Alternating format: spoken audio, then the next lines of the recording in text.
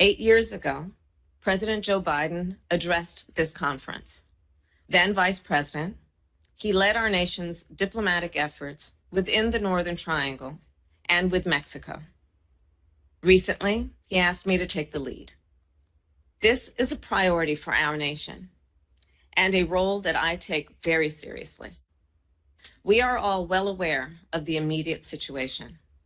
The citizens of El Salvador, Guatemala, Honduras are leaving their homes at alarming rates.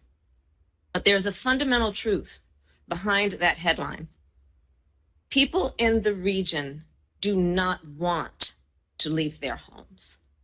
They do not want to leave the communities they have known their entire lives, the church they go to every Sunday, the park they take their children to, their friends, their family, their community.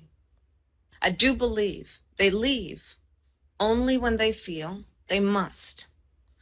And I'm thinking about people whose homes have been washed away by hurricanes, people who are parents who have sons who have been threatened by drug cartels, people who have daughters who have been targeted by human traffickers, people who do not have enough to eat, people who are out of work, people who have lost hope. And that's why they leave home and come to the United States. They are suffering, they are in pain. Many are experiencing unimaginable anguish. So we want to help. Our administration wants to help. We want to pick back up the kind of work President Joe Biden started when he was vice president. We want to help people find hope at home.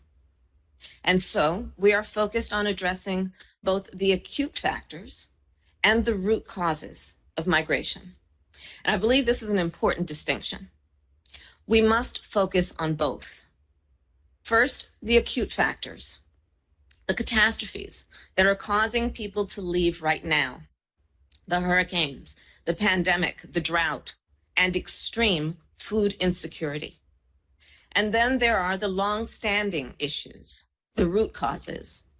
And I'm thinking of corruption, violence, and poverty, the lack of economic opportunity, the lack of climate adaptation and climate resilience, the lack of good governance. Just this weekend, we learned that the Salvadoran parliament moved to undermine its nation's highest court. An independent judiciary is critical to a healthy democracy and a strong economy. On this front, on every front, we must respond. So there is much work that needs to be done to combat violence in the Northern Triangle.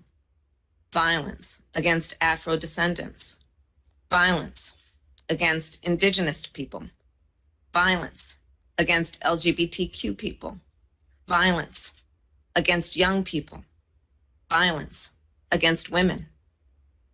And I've spent much of my career defending survivors of sexual assault and domestic violence. I have fought for the equality and the safety of every group I just named. And I believe, as I know all of you do, that we must stand up for the basic human rights of all people. And when those rights are violated, I will say it again, we must respond. In El Salvador, in the face of violence, we must focus on high crime areas and give young people alternatives to gang recruitment. In Honduras, in the wake of hurricanes, we must deliver food, shelter, water, and sanitation to the people. And in Guatemala, as farmers endure continuous droughts, we must work with them to plant drought-resistant crops.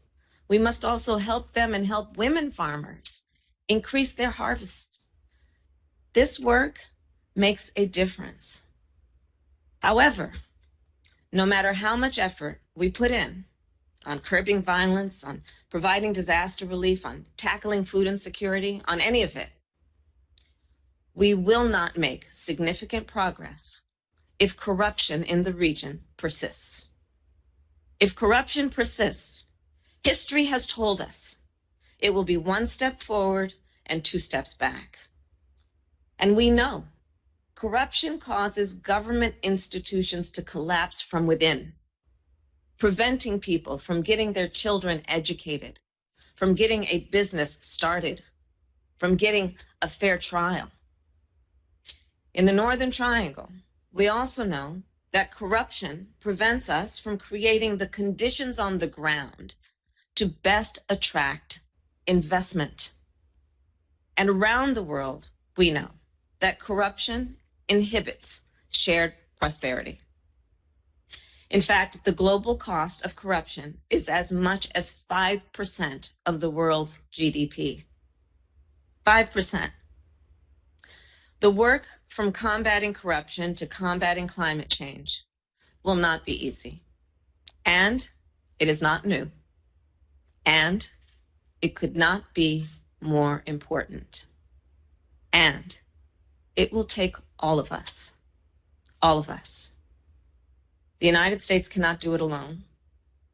With all of us gathered here today, I'm very hopeful about what we can accomplish together. Our administration is implementing a comprehensive strategy with governments and international institutions, the private sector, foundations, and community organizations. The idea here is that our work will be coordinated and that every sector will have a role to play. First, regional governments. Governments in the region can take on corruption, lift up their communities, and provide safety and security for their citizens. For instance, last week I had a bilateral meeting with the Guatemalan president, and we agreed to strengthen cooperation to shut down human traffickers and smugglers. In just a few days, I will meet virtually with the president of Mexico. And in a month from now, I will visit both countries. Second, there is a role for governments outside of the region and international institutions. The United States ambassador to the United Nations is working within the UN to support their humanitarian response plan. I've also spoken with world leaders from Canada, Finland, Ireland, Japan, about partnering with us to help the Northern Triangle. And for our part, the United States has announced that we will send an additional $310 million to the region. Departments and agencies across our federal government are joining in this effort. The United States Department of Commerce is planning a virtual trade mission. Our agricultural department is increasing food assistance. USAID has deployed a disaster assistance response team. And as I told our cabinet secretaries, we must be ambitious and deliberate. We must also be proactive, not just in the Northern Triangle, but across Latin America. Third, we must think beyond government. I've spoken with foundation leaders who have been sending support to the region for a long time and are now prepared to do more. I've also been engaging with a number of businesses in the United States and business leaders in the United States about their interest in investing in the region and the barriers that may stand in their way. Private sector investments can create jobs and speed up progress. Meanwhile, community organizations can help us implement a place-based approach, targeting those communities that have been hardest hit. Community organizations will also help us to restore hope. Last Tuesday, I had a virtual meeting with a group of longstanding community leaders in Guatemala. They talked about the work they have been doing to feed people, to house people, to find people jobs, all while taking on relentless corruption. It is hard and difficult work that they do, and they are 100% committed to it. And they've committed their lives to it. They are committed to building a better life for all of those people they serve. And when I met with those leaders, I was reminded not only of the region's problems, but also of its potential to recover, its potential to rebuild, its potential to write its next chapter.